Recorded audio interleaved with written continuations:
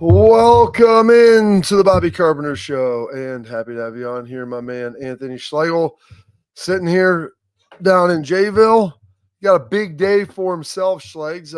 What is it, old Hunter man? He's going to be the captain of his squad this year. Is that correct? Yep. Just down here, it's they got their first one tonight, so it's like, hey, I'm flying in. Poof, David Copperfield, make the adjustment. Don't know why I'm so blurry on the YouTube channel. But I appreciate you guys. In real life. I am. It's just a blur. There's a group out of Columbus. They had a blurry man thing. I don't know what that is, but yeah. I don't even know what that means. I don't know. It's like a band. It's a band group, and there was like a blurry guy, something that they made up. I don't know. It's like a alternative rock band. They're pretty big. I don't know their name though. Puddle of Mud. I just remember that. No. There's a song called "Blurry" by Puddle of Mud. Schlegs. It came out. That's a good one. Back in the day when we were young. You might remember that one, maybe. No? I don't know. There's a lot of good stuff going on though in the world of college football, so that's good. Well, we got a lot of stuff today, and we got a big show for you today as well. You're less blurry now, Schlegs, so that's good. You're slowly coming into focus, which is a little bit like the weekend here. It's a Friday, big show. Excited. We got joined by our guy, Mr. Joshua Perry, coming back at you. So excited about that. Talk a little bit. I know everybody in the chat wants to talk about the Michigan situation and what the punishments will be, what should happen. You know, there's really no new information coming out outside. There was like some text that Sharon Moore deleted, and there's conversation that happened between Mike Hart and Connor Stallions. And there was there's a guy that there's one of the staffers that said I don't want to be a part of it. Like all that stuff, I think we already kind of inherently knew. I mean, did anybody really think that there wasn't going to be something tying Sharon Moore to this? And at some point, so like I don't really see there being a lot of craziness. Now the question is like, what does the NCAA do to Michigan? And then what does Michigan, how do they respond? And that's what's going to be really interesting here, Schlegs, is as we look at this and try to figure out exactly like how long it's going to happen. Because the NCAA they just issued 6 level 1 accusations against them. And level 1, obviously the most serious. And so what ultimately comes from that? Like, what does the punishment look like? And then with that punishment, ultimately, what does Michigan do? And the question is, like, reading around, like, do they just stiff arm and say, dude, we're not going to accept your punishment. We're going to continue to play games. We're not believing in anything that you're doing right now because at this point, like, you've proven to be neutered. You have no ability to enforce anything. The college football playoff does not run through you. We can still make it there if we win and you'll get voted in by the selection committee. Now, how will the selection committee value that? And what will the rest of the college football world do? Like, those are all great questions. And so that's why we're going to have Joshua Perry on to really break that down for us. He covers all things college football, and especially the Big Ten with NBC, does a podcast with Nicole Auerbach as well. So they're pretty dialed in and tied in to that. She's a Michigan gal. She is a Michigan grad. Like, so that's important. And one thing about this that gets, gets you frothy? No, it doesn't get frothy, but I think it gets lost in the cheating aspect is that, we don't hear a lot about it, but Urban had to take some time off for the Zach Smith situation of like being able to control your staff. And regardless of what that situation was or turned out to be, and how he handled it, you have on the Michigan staff a pedophile. And they knew about it. And there was no sanctions against them for even that. Yeah, so people ask, like, what's happened with the FBI seizure of the guys? They were seeing, well, it's not just that guy's computer. There was another guy's computer, right? So it was like there was a lot of things in this outside of just the cheating scandal. And then why Bielema got on to Harbaugh, like how he ran to the NFL. You knew this was coming down. So anyways, there's just a lot to dive into. Can't wait to do that with Joshua. Yeah, and so let's give yourself some flowers, Schlegs. Your son Hunter, who's a senior, what high school does he go to down there? Creekside. I mean, that sounds like Schlegs. Creekside High School sounds like something out of East Texas, dude. That's great. There's no really creeks over here. There's no really creeks. We have the St. Johns River, and we got the Atlantic Ocean. Like the thing is, you have intercoastals and stuff, but there are no creeks in Florida because Florida's so flat. So like there's not the ability with the topography to have that water runoff. That's more of a hill country thing, if you will. Yeah. So yeah, I wish we had some hills. I wish we had hills here. Like I try to go run. I want to run some hills. Guess what? No hills. the Flat. best place. So I was with Zach Thomas. Quick digression in this story with Zach Thomas. I was down in Miami. It was after my 5th or 6th season. I go down there, visit him afterwards. And I was like, dude, let's go get a workout. And he was all about riding bikes and different things. Like, let's go get a jog. And like, let's have some place where we can run some hills, like do some up and down. And he's like, there's only one place. We went to it, and it's the old landfill schlags when they cover them up. And like, that's where you go, and you got all the methane vents and everything. I'm like, dude, is this Only cool? make He's you like, stronger. yeah. At that time, like, I think Courtney was pregnant already, and maybe his wife was like, they were working on it. And he's like, dude, yeah, I don't let Maritza come up here anymore. Like, dude, wait till after I have kids. You're not allowed to breathe this in if you might be pregnant, because Lord knows what it's doing to you. But as a player, like, hey, it doesn't matter. And I guess one thing, the NFL, we talked about this morning, speaking of, bodily injury, the NFL said concussions are at an all-time low, or lowest since 2015. I'm like, that's great. Those are reported. Like, you can't, I guess some of the things you're doing with the hitting and the targeting, yeah, that might help. But guys are probably better at hiding it than ever before if they really want to try to avoid it. As we have our guy on AJ Hawk, who famously said, 11 years in the NFL, no concussions. I was 7, no diagnosed concussions. So I don't know what they're talking about. Yeah. Well, here's the other thing too, I think, with that, Bob. Well, one, going back to the methane thing. Hey, listen, first off, I got into this Real Detectives. Is that what it's called? True Bob? Detective? True Detectives. I didn't even know that was a thing. Wait, and are I'm you on season 1 with Matthew Mahakane. Like, It's amazing. You're about a decade late. That's one of the greatest shows. It's terrible how bad. You guys got to remember, man. I live in the bubble of getting bumpy and then working. Like just training, be with my family, and then everything else is work. Like, so I have never binge watched anything until Yellowstone. And that started because of 1893 and the 1923. I was like, this is pretty good. But my wife's like, you need to watch them. I'm like, okay. And then I was all in.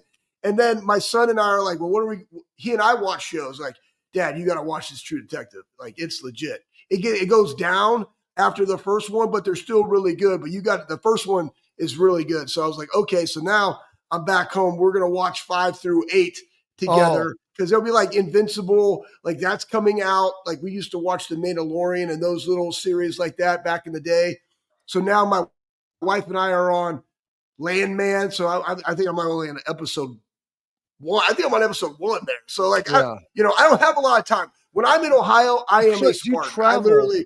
You travel all the time, like on the plane. No, but dude, you know what I do on a plane? It's this.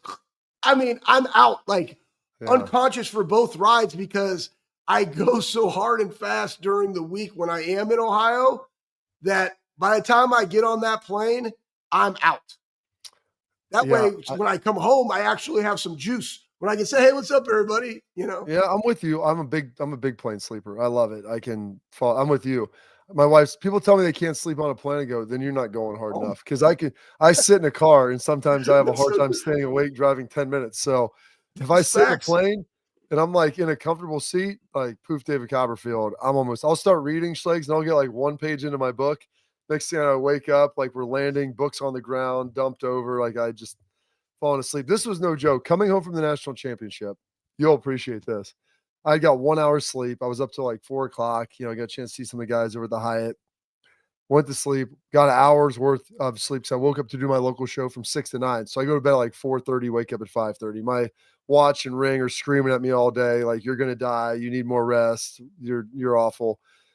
And so then I rush to the airport. I'm in Atlanta. I'm exhausted, man. And you know me, I was tired. The win is the only thing that got me through it. I was powered by winning juice. Championship juice is the only thing that kept me alive. I got on the plane. I was like, great. And I was able to get one of the economy plus seats. So I had some space, bulkhead. I'm up against the window. I usually like the aisle. So a lady comes through, and I'd already fallen asleep. And I heard the cart, and it kind of stopped. It woke me up. I was like, all right, I probably should get some more water. I need some more agua. So I was like, yeah, I'll have a water. And I was like, thank you, ma'am. And I don't know how many people she served, but the next thing I know, the girl beside me is tapping me on the shoulder, handing me the water. Like, I had said water, and in the span of maybe a minute, it may have been 30 seconds. It could have been 3 minutes. I'm not sure. I had fallen back asleep, like against the wall, just knocked out. And I'm like, this girl is probably wondering, like, what is this dude drunk? Like, what is going on? Yeah. But I was just so tired. I could have slept at that. I mean, you could have turned me upside down and I could have been able to sleep the whole time. Yeah. So That means I you're doing right. landed That means you're living right, buddy. yeah. Well, you know what? Living hard, living right. It's all the same. You know, get busy living or get busy dying right out of Shawshank. So Yeah. we had that going. But by the way, we didn't get back to why you're in Jacksonville. You're down there, your son at Creekside High, playing baseball, senior. What do we got going? Yeah, so he's a captain down here. They got a game tonight. And it's like I ain't missing the first one. And it goes more into hold on, no. You said you're not missing the first one. You buried the lead in that with the fact you said he got voted captain and he's going to be the starter, and so that's a big deal. You didn't know that. Yeah. I didn't. I was supposed to meet with you last night, and then you just I know. I'm just poofed David Copperfield. Yeah, it goes back to this, and this is really the most important thing, right? Like the development of not only your children, but it's like what we talk about when you go into the Woody. And Marcus actually had a really nice thing about his why. And as a parent, our why is our children. As a coach, our why is our athletes. And so when you get to see the growth and development of people over time, it's one of those things where you want to be there to celebrate them. So because it is my kid, I ain't missing. If it was somebody else's kid, I probably would. And they would get a text or a phone call. But when it's your own and you've seen just the process, right? Like just take hold and what is success? Like those little things coming into your own, understanding your voice, putting in the work, all those different things. Like you want to be there to celebrate those moments. And then when he was up in Philly, like he got more scholarship money. And this is what we talk about. Like when you're in there, like your job is to go to school and play baseball. And then guess what? Now you set yourself up where you have $120,000 worth of scholarship money. And I was like, that's your work. Like that's why this is your job. And that's why we support you to go do those things. And now you're able to then go, live out your goals and your dreams. So like, that's the point. That's the process. And so you want to be here to be able to celebrate. And that's the other thing. Like Bob and I, you talked about this, and I think this is a good nugget for everybody.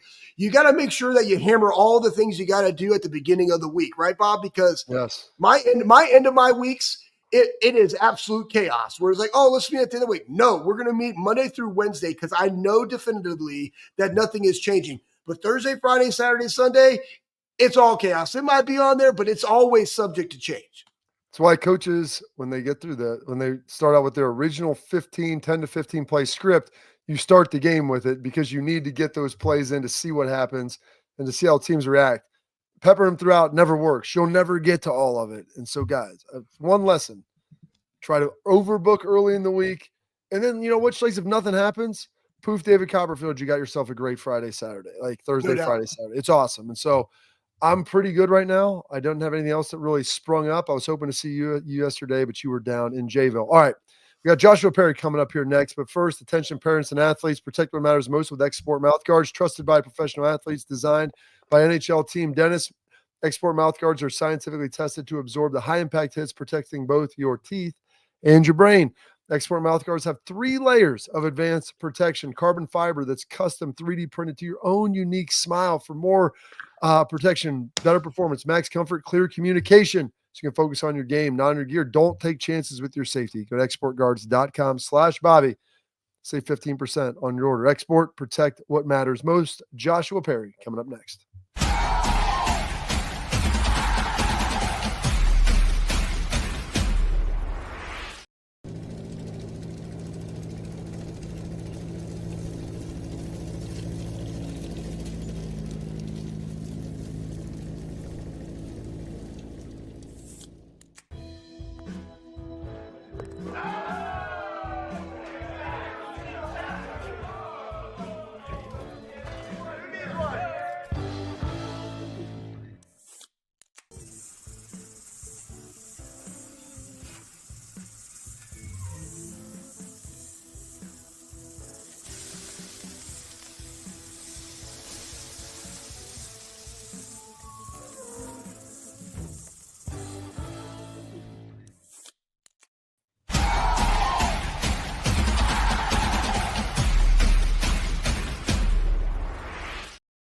All right, now we're in here with our dude looking good. I mean, I can see Joshua just from Look, your man, face. you look We're amazing. starting to like lean down.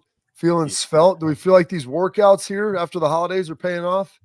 They're starting to set in. This is the thing that you both know, the thing that I'm learning on the fly. When you are working in multiple cities, when you have a child and you're trying to be a good husband, certain things need to be negotiated in life. And one of those things had been the gym for me. Found a balance, getting in my groove. Appreciate you noticing. Still got a little bit of a ways to go. By the way, I told Maddie I was going to jump on here. I took the baby upstairs, and she was like, "Oh, you're going on with Bobby?" And I was like, "Yes." And she said, "For free." And I was like, "Of course." So just want you to know that Maddie said you're cheap. Maddie is a savage, dude. Like That's how you do it. Joshua, she should be your agent because nobody, I mean, you might lose a job or two, but like she's definitely not going to you'll never be undercompensated. He'll lose a job or two, I think, is the emphasis on that one. It's the reason why we keep it strictly relationship, no business. Yeah, well, I appreciate her because guess what? My wife says the same damn thing. And you know what? That's a real deal because you only have a finite amount of time. You have a finite amount of bandwidth. And how do you share to spend it? And we are very, very grateful that you give us some of your time, Joshua, because you know this stuff inside and out. Let's get into this Michigan cheating scandal. Our people wanted to hear about it. And my point is this, and I told him yesterday, I don't give two shits about Michigan. That's kind of honestly, I think that's part of the problem.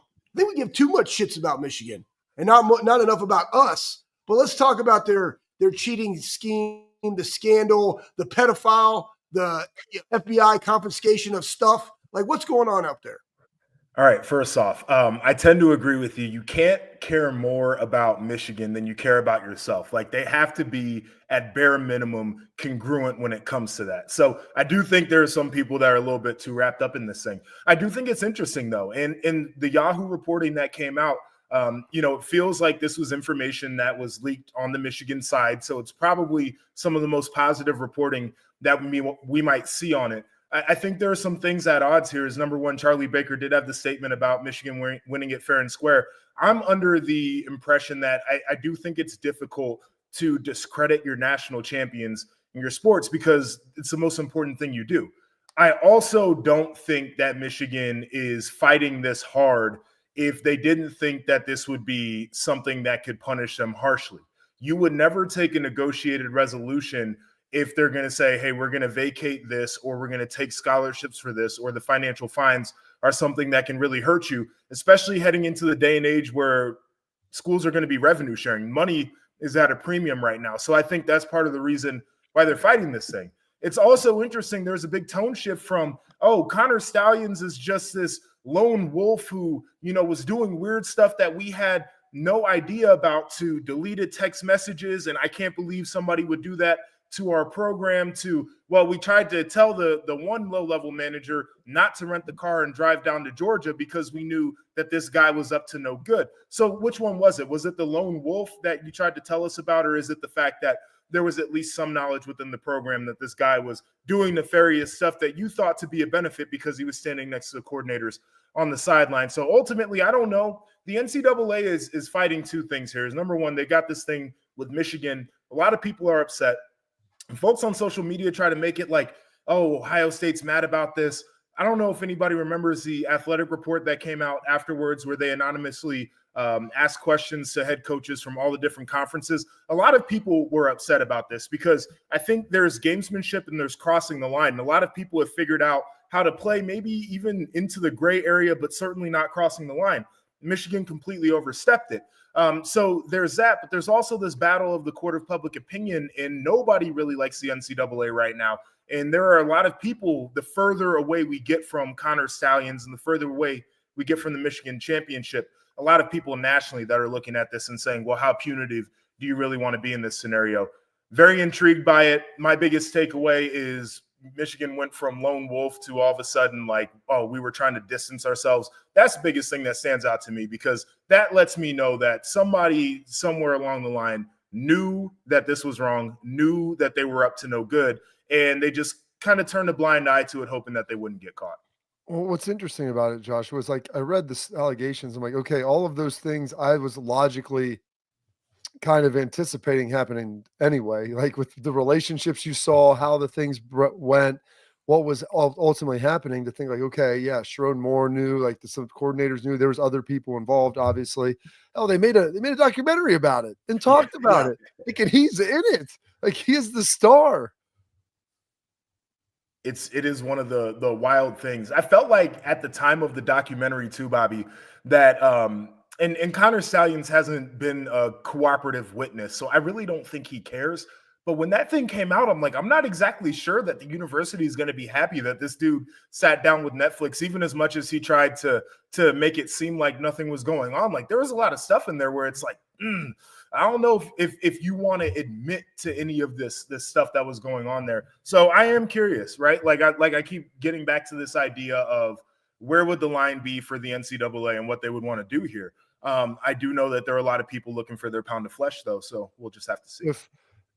If you were to guess right now, what you think that, and who knows how long this takes. And I guess there's two things here. Michigan seemed more concerned with how they got some of this intimate information, like who was the like, the term leaker. I was like, can we not call him whistleblower? I mean, I love the term leaker for me, just to use for banter. Yeah. But they actually called it the leaker.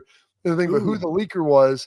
The call is coming from inside the house. And that's someone, it had to be someone internally. So there's that. And from my knowledge of people that were there, and I know a couple of them, I don't think that they really did some of the low-level people any favors on the way out the door. And when you have that, like, you have people with then an axe to grind who have a lot of intimate knowledge about what went on.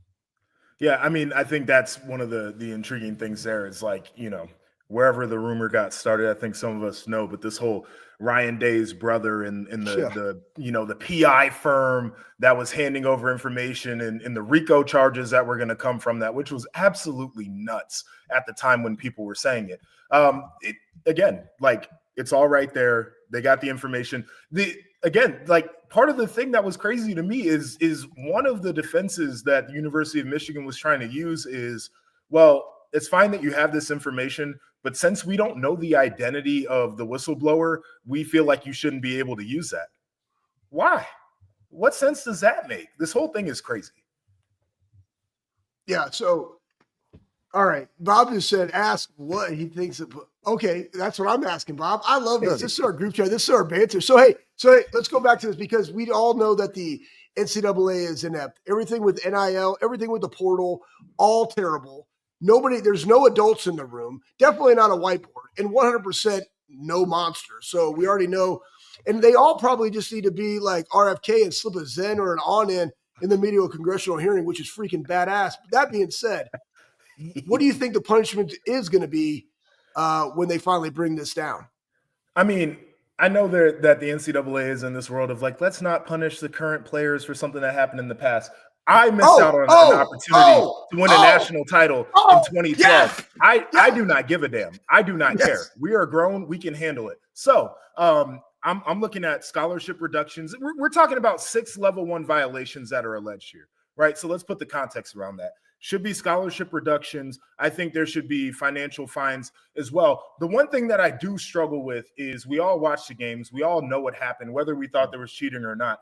Vacating wins, it feels very performative because it's not like they're going to go knock on JJ McCarthy's door and ask him for his championship rings back. Like, he's going to have those forever. It's not like they can scrub the internet of any of those memories like it didn't actually happen. So if they wanted to go that route, I guess they could. But if we're talking about 6 level 1 violations here, I do think that the punishment has to be in line with what's been alleged.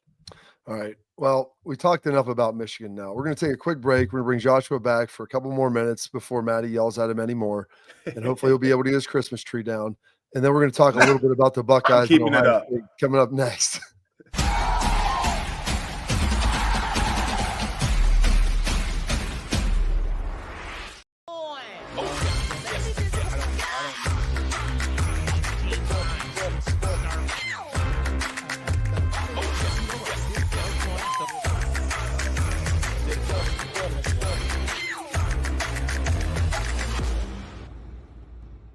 The Big Play Sports Network. Download the free app today to watch all of your favorite hosts on demand.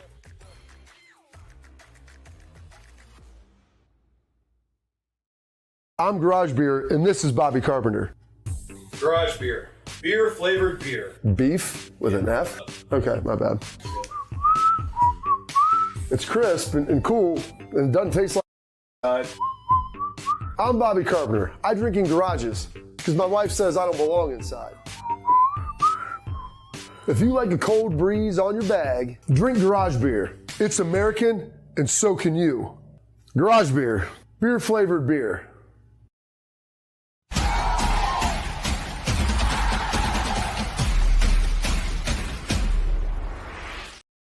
All right, welcome back into the show, and we'll make sure Joshua has plenty of time on this Friday. By the way, we got any big dates or anything planned? I know we got the little one, so I mean, I'm sure the weekend isn't quite what it used to be. We're going actually to Bridge Park this early evening with my parents. We're taking the kid out there to going to go to Valentina's and get dinner. 4 o'clock reservation because that's how the old people rock, and I'm totally there with them. It is so good to be wrapped up with dinner and back at home by 6:30. Nothing better in the world than going out to the early dinner. The Blue Hairs had it right on that one. I'll tell you this. My second year in Detroit, we're up there, and we played I think we played on maybe Sunday, and New Year's was Friday. And so it's like, what do you do? And we had 2 little ones like you. We had like a 1 and like a 1.5 and 6 month. And we had one of the other guys, Vinny Church, who had young kids. So we literally booked like the 4:30 reservation to go eat. It was us and like my grandparents. Then we ate and came back home. Like we're all done. I'm like, it's 6:30. What am I supposed to do now? Like I'm going to kind of get hungry again, but it is good when you got the kids. You obviously have to have that wrapped up. So that's good. Hey, real quick, can I ask you guys a question real quick? Yes. Get the meatballs at Valentino's, by the way. They're so good. We went there a few weeks ago. It was amazing. You see Josh Pate and Buckeye Scoop beefing on the timeline right now? Really?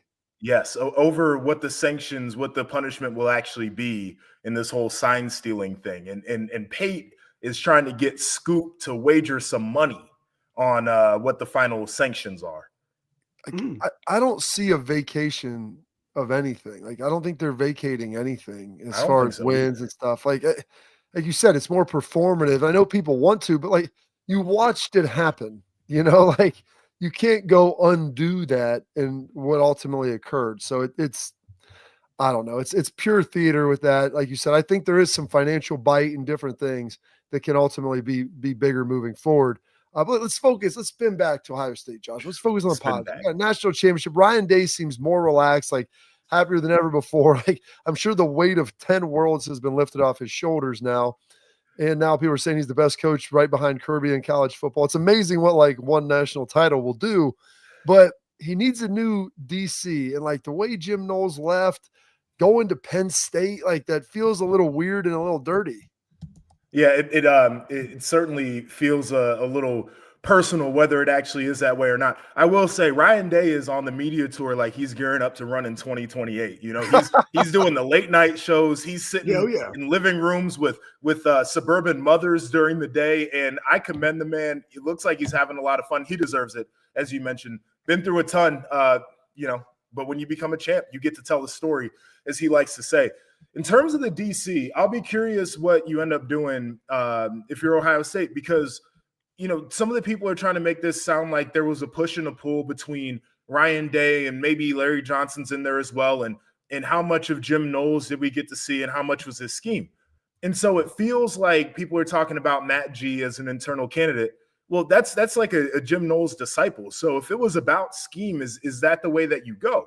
If it wasn't, I think that could make a lot of sense. I'm also of the mentality, Bobby Schlegs. As soon as the season ended for Ohio State, we watched people come after dudes like Jeremiah and Carnell Tate and probably a bunch of other guys to try to poach them. Why don't you go out and do what Penn State just did? Go out and pay a bunch of money to somebody else's coach just to be petty and make the statement that this is Ohio State. We got big bucks. We just won a championship and we'll get whoever the hell we want. So I kind of like the idea of doing the national search and maybe making a big splash that way. Ultimately, it's got to be somebody who you feel like can fit scheme-wise with the players that you have on the roster. Certainly some turnover on defense, but a lot of really talented players there. It's a great opportunity, though, for Ryan Day coming off of a championship. The timing is right if he does want to go out there and identify exactly who it is. It feels like the timing's right to go ahead and do that. Yeah, I will say this too. I think you also have to take into consideration your players, because we also felt like this player group um, came together, and it was Ohio against the world, and it was the people in the Woody. I think Chip actually alluded to that. And so, like, you also have another guy there, OG, right? And Tim Walton, who's a phenomenal coach, been a coordinator in the NFL, knows those guys, does a phenomenal job. There could potentially be a coordinator, but that also goes into, you have this weight, of Larry being older. When is he going to retire? What does he do in that defense? This is really the hardest thing for a DC. And I guess this is the question I want you to answer. The hardest thing when a DC comes in, just like Chris Ash is going to Notre Dame, right? Did that come out that he's officially the DC at Notre Dame yet? Yep. Okay, good. So, I mean, I don't watch. I just talked to the man. So I was like, yeah, it's probably happening. I just want to make sure it did happen. So that being said, when you got to go in and they're all the guys that are still there because you had a really good defensive run, like, that is a really hard thing, because now you're trying to collaborate, but you're also the authoritative figure of what's going to happen, while those guys also have the most important thing, and that is the relationships within the building with the athletes. You see what I'm saying? So, like, that's why I'm just kind of against where you're going to go and get that. Like, if you're going to ruffle feathers and bring somebody in that's a back end guy or a linebacker guy, but then what does it look like with Larry? Like, where do you feel that balance needs to be, Joshua? Well, I think that's go ahead. When Bob at Ohio State, everybody was D'Antonio. Then it went to people in the building, right? Tuck and Snides. Then it went to Haycock, right? And then it went to Fick, right? Then Chris Ash came in. It was like a but it was always somebody within the building.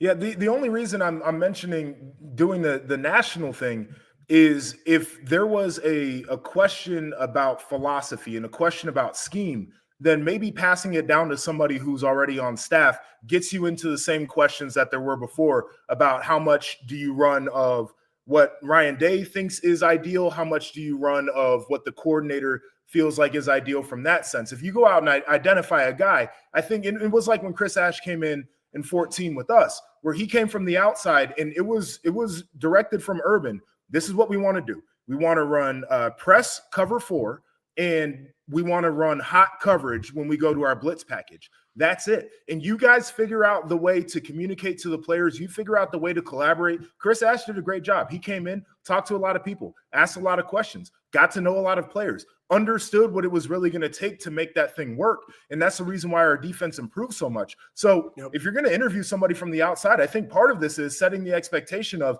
this is kind of what we're looking for from a philosophy standpoint. But also, these guys have been around the building. They know the players. They know the culture around here. They know the standard. You got to be willing to come in and be collaborative and ask questions to those guys, even though we're trying to install what you do. So there's certainly a balance when it comes to that. I think there's like a little bit of a dance that has to happen. But when you're a mature professional, I think that's part of the gig is you don't always get to come in and just swing the hammer and say, this is what I'm going to do. It's going to be my way. I think you have to pay respect to the guys that are there, because everybody becomes better that way. So here's, I guess, the balance, like internal, externals. We're talking about scheme and continuity, but then also now, Joshua, like with that portal every year, the portal window that opens up in April, and not that your players should make the final decision, but how much do you think Caleb Downs' confidence in Matt Guerreri and Tim Walton and Sonny Styles' confidence and Davidson Igbenus, like the 3 guys that are returning, and then some of these young guys, like how much do you think that weighs into this decision where we like this scheme? It was pretty good, or maybe we didn't, but like that moving in and moving forward. And Caleb came out and had a huge statement about like the confidence in the guys in the room and everything like that. Like, how much do you feel like that weighs into this decision now, maybe like it never had before? I think it should be a factor in it. And like, this is, it's going to sound kind of crazy, but like Caleb Downs, if there was one dude that you would kind of have sitting right there when it came to interviewing people, if you were looking on the outside, they said when he was in the portal and he was looking at options, he was grilling coordinators like he was, Saban himself trying to figure out what the right system was going to be. And I think it's valuable to have that player input. So certainly I do think like you have to have that understanding with the players. Now, this portal thing is crazy, though, just as an aside. When it comes to staffing decisions, when it comes to personnel, because I do think there are times where programs can feel held hostage a little bit by what they can do based off of how the players feel. And like, it's important, but we all played in an era where it's like, all right, well, I mean, if you don't like it, it's either you're not going to play. And if you want to sit out the year and transfer, you can do that. So it forces you to be more transparent as a coaching staff and as a head coach when it comes to decisions you're making about personnel. I do think it's also the right thing when you got a guy who is an all everything top 10 pick to say, hey, what are you comfortable with? What do you think is going to be the best? What type of coach do you like personality wise, and kind of go off of those parameters? All right, Josh, we appreciate it. We took up way too much of your time. Right hey, and it's Josh Hearts. Give our best to Maddie. Hey, you know what you are? You're Georgette's happy hour tonight. Like, let's just get that straight. I mean, you're going to be like, all right, see you. And she's going to, like, you think she's walking to the car, and she's going to be walking down Bridge Park heading to the next place to get a she's drink. Going to Roosevelt's and Irvin's Pint House and making the rounds. Absolutely. 6:30 is just the beginning of Friday night for her. Say hello to your lovely parents for me, and we'll see you soon, all right? All right, take care. There he is, Joshua Perry, NBC Sports, does a great job. Filled in for Schleggs admirably. And by the way, like, I can tell Maddie, like, Joshua, when he was filling in for your Schleggs, I mean, he was getting your compensation. I mean, you know, I don't know if it's the wonderful bounty that we're looking for, but we're doing the very best we can, Schleggs. Hey, but attack and dominate, man. Here we go. It's all for the people. All right, coming up next, we got a little more details on the coaching search, a potential hat that Jim Knowles was wearing, true or false. We'll see if that's real. And maybe Arch Manning as we move forward in this day's headlines coming up next.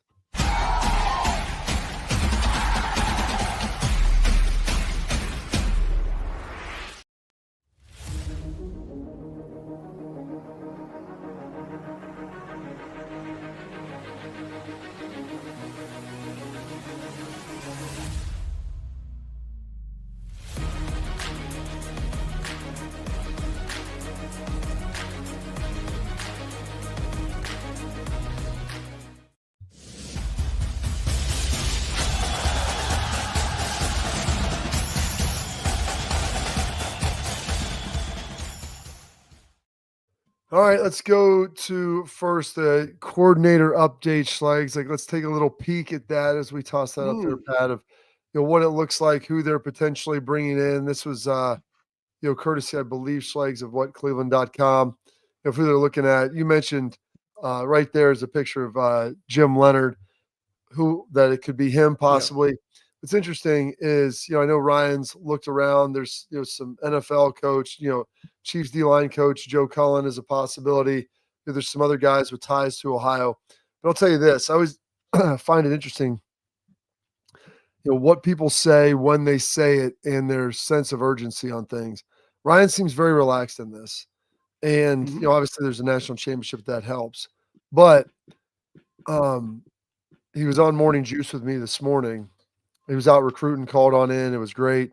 I asked him about that, the timeline and what he's thinking internal versus external. And he brought up something and didn't overtly say this, but you listen to the context of it, where he said Matt Guerrieri, rising star in the coaching profession, trying to maybe introduce everybody to him at the celebration. And then he said, you know, looking at Nick Saban, coordinators came and gone, but a lot of guys were internal. They kept their language. They moved things forward. You mentioned Tress and kind of how he did it. You feel like you have the right guys in the building, then you're in a pretty good spot. And when he started talking about that continuity, that made me just feel like, you know, Nick would co-coordinator and do some stuff like that. This is no check the scores, no inside information or knowledge, but just looking at kind of how Ryan's handled this, I would say the favorite in the clubhouse right now is some sort of Guerrieri, Walton co-coordinator situation. Because I think if you were going to hire an outside guy, you probably would have been on that, and it would have probably be getting done either this week or next. Yeah, that's if that potential candidate is not coaching in his third Super Bowl in a row, and that could be it. You know, and I mean, like, but you also don't need to rush because you need to make the right decision. Because they're also good. Well, I mean, why? Like, you don't have to, right? We're just beginning winter conditioning. You got all the way to go into fall. When you look at, you got to also remember, like, I was thinking about candidates, right? And people that I've worked with. So you got Tosh Loophole. He's the DC at Oregon. Tosh is phenomenal, man. Like knows his stuff. Really like aggressive, like brings the juice type guy. D-line guy. You look at Joe Cullen, D-line guy, but also was a coordinator from the Northeast, but a coordinator in the NFL. Also has won multiple Super Bowls as the defensive line coach with Kansas City. And there's a lot of breadth and knowledge to that. And I think, well, and what's interesting with that is his connection to James, because James played in Spags' system. So James Leonidas would have a continuity with that and the ability to help teach it as well. And there's a lot of things that you can do with this, guys. Like, let's say I'm just giving you areas, right? Everybody, the biggest thing is that do you feel that you have a voice in the meetings and you can collaborate, but also have an authoritative figure like this is what we're going to do, plant the flag, execute. And you got to have the soldiers. Like at some point, regardless of title, there is one that is the DC, and he has the authority. And then you need to sack up and be a soldier. A soldier. I think sometimes I get a swole. You know me, best part of waking up is soldiers in your cup. But I think sometimes people get lost in that, and they carry that emotion to the field, or they backtalk, in meetings and whatever all that other bullshit is. You just need soldiers sometimes.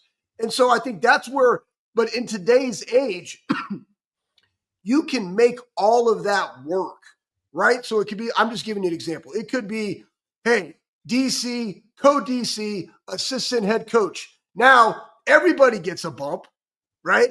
Every passing game coordinator. That's what they do in the NFL. You have a defensive coordinator, then you have the passing game coordinator or the run game coordinator with the DC. Like they do all that because it gives them more money. They also have the coordinator on the title or an assistant head coach on the title. Why? Hey, look, this guy was the assistant head coach for Ohio State.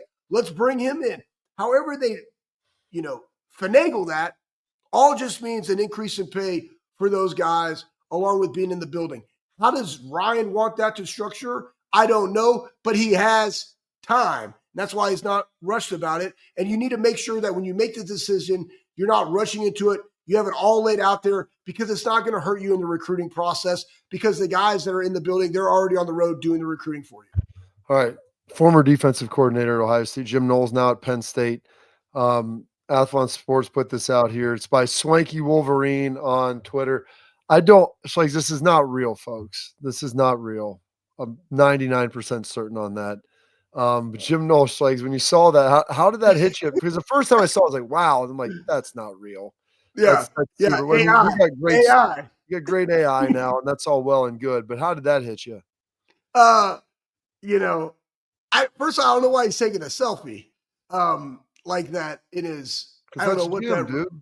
Yeah. It's a tender. Boom.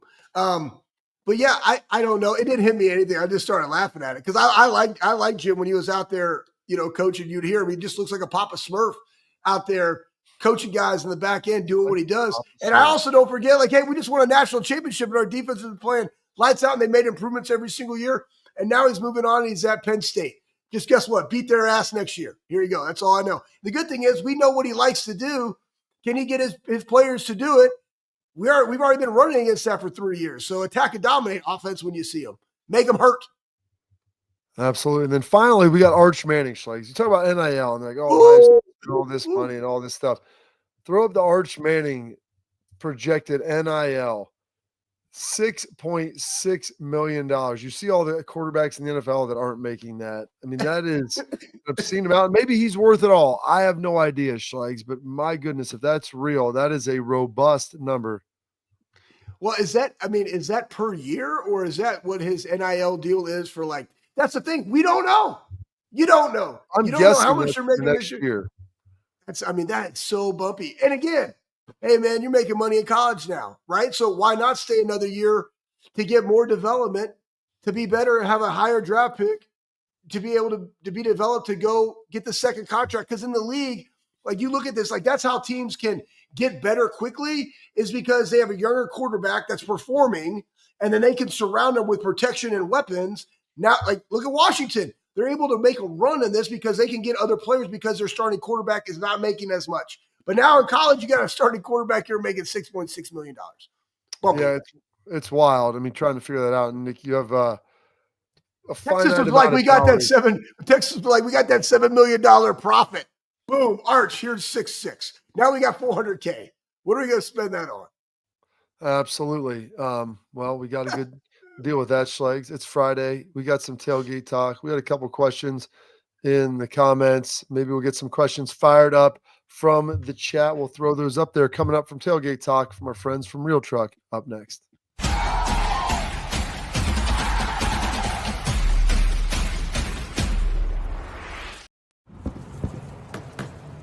Get the most out of work, life, and all your outdoor adventures with top-selling upgrades for your truck. Guaranteed fit, free shipping, easy install, expert support, and thousands of dealers just a click away. Bring your truck to life. Real Truck. Upgrade today and save between $50 and $400 on select Real Truck products. Visit realtruck.com/specials.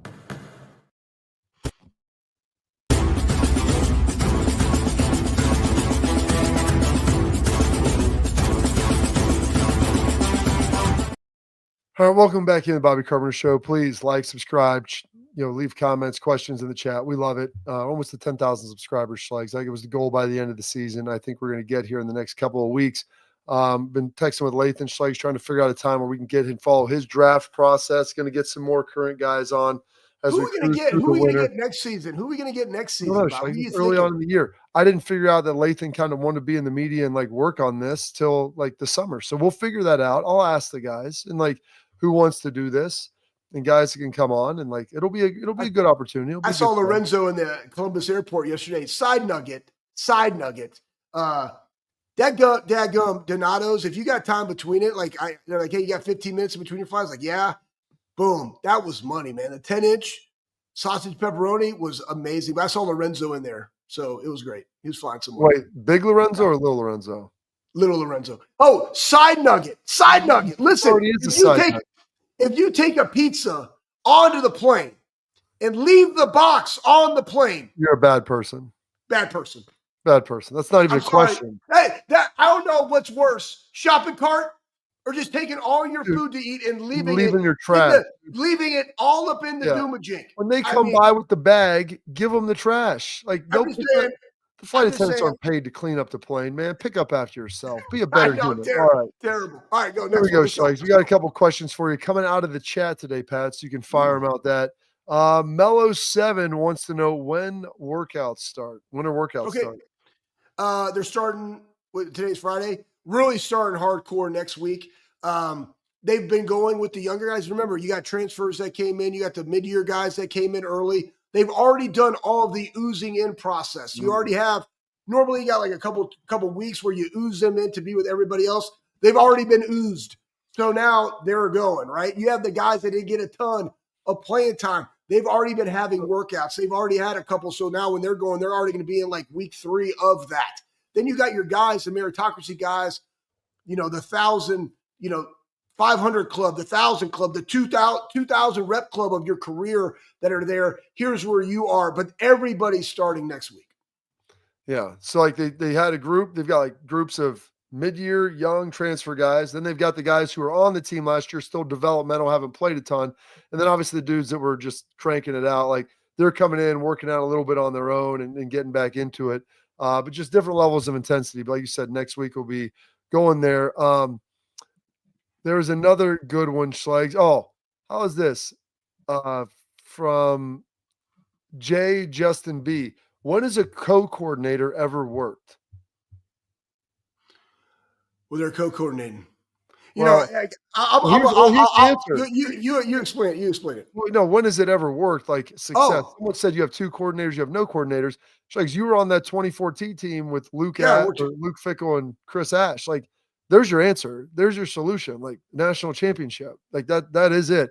It takes 2 special people that can see it the same and they're having input and conversation. One person ultimately makes the call, but you need to have trust because that other person's up in the box. Like, so you've got to have that trust and that understanding of what's going in and what's being called. So I think it can work well. Yeah, 100% it can work well. And here's the thing too. There's 2 parts of the game of football on defense. There's the run fits and then there's the passing fits, right? The coverage. So when you understand everything that you want to move forward, because again, you still got to stop the run. So how does that look? All right, back end, what do we got to do here? How does that fit? How do we communicate? Boom, I'm in the box. This is what I'm seeing. This is what they're doing passing wise, down and distance. Like they're looking at all this stuff. And honestly, it's very simple. Like the simpler you make it, the more effective it is, in my honest opinion. But when you can have two guys that are a little bit different, that understand all, but like are better in one or the other, it works. I'm gonna give you an example. Like in strength and conditioning, there is speed, change of direction, acceleration, all that stuff that goes on the field. And then there's the weight room. Like you don't understand how difficult it is to run 3 groups where you're coaching the entire speed work, and then you're also running the entire strength and conditioning work. It's great to have people that are really good in certain areas that all come together and make it happen. So guess what? You're the best version of yourself all the time, as opposed to just getting wore out because you're the only voice there. That's why you have a staff. So I think it's just very similar in that aspect. And I think it 100% can work when done with the right people. All right. I've got a couple more. People are suggesting Edric Houston and K-Mac. Said both are very entertaining. I haven't talked to K-Mac a ton. Talked to Edric a lot. He would be really good. And we'll talk to K-Mac. We'll see if those guys want to do it. I mean, it's a function. I'm not making anybody. It's an opportunity to hopefully get them out there. There's a good question, Schlegs, that comes also. Oh, goodness. Where is that? About side nuggets. So good. Like McDonald's. It really is. It really is a good one. When you start talking about side nuggets, and I can't think of where it came from, but it said, question, is side nugget like is some side boob? I don't know. Like you have to tell me that, Schlegs. Both are good. Yeah. You know, I like, That's Troy V. I just think it's how you take. That's how you take it into like. Oh, hey, that caught my. You know what? They both catch your attention, which is why they're amazing. But I will say this too about Edric and about K-Mac. Like of all the things next year, when you lose a defensive line, 4 seniors, dogs. I mean, dadgummit, Tyreek is a bona fide first rounder. Jack, what him and JT did. You look at Ty Hamilton, guys. That's the area you got to replace. And I'm going to say this, like this offseason, this development for those guys is critical. And not only just those guys that are coming up that could be the ones, it's the 2s. It's the 3s. Because when you want to make this run, you got to be able to be fresh. And I'm not like, I know we didn't talk about it because it's probably not that noticeable sometimes. But when you took Tyreek out that game, there was some holes. You can say, oh, they filled in good or they did this or that. It's the consistency of Tyreek. Yeah, there's some effort that they got to make. So they're going to have to make those jumps. But I'm excited for them. I love them. Okay. Final question before we get to Dude of the Week here as we scroll through the chat. Let me see where I found this good one. As we were talking about Schlegs, Jack Sawyer. From Mike Ferguson.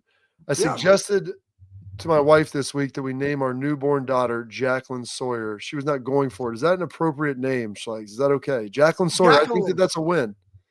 Well, there's Jacqueline Kennedy Onassis. There's a Jacqueline. Yeah. Sawyer's a good name for a girl. Like you got Jacqueline, you got Sawyer. Oh, yeah. Whatever your last Tom Sawyer name and Huckleberry Finn. Like who has to say that you named it after them? Maybe Tom Sawyer, The Adventures of Tom Sawyer and Huckleberry Finn were one of your classic pastime books. And that's where the Sawyer came from. Like my son's middle name is Gage, but it ain't the sissy way of G-A-G-E. It is literally like a shotgun. G-A-U-G-E. Yes, 100% hillbilly style. You're welcome, Samuel. All right. Listen, that's all for this episode. Real Truck. Listen, our Tailgate Talk brought to you by Real Truck. Go to realtruck.com. Make sure you check them out.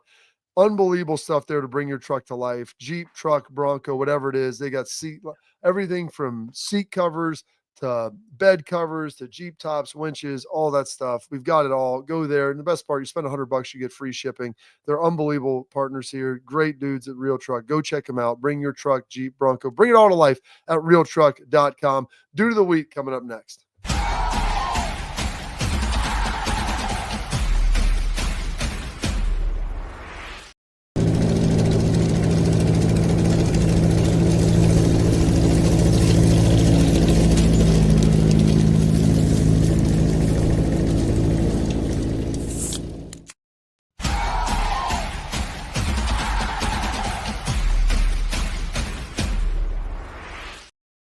All right, Here we go for Dude of the Week, Shakes. I'm going to throw mine up there. 3 wins in the row for the Buckeye basketball team.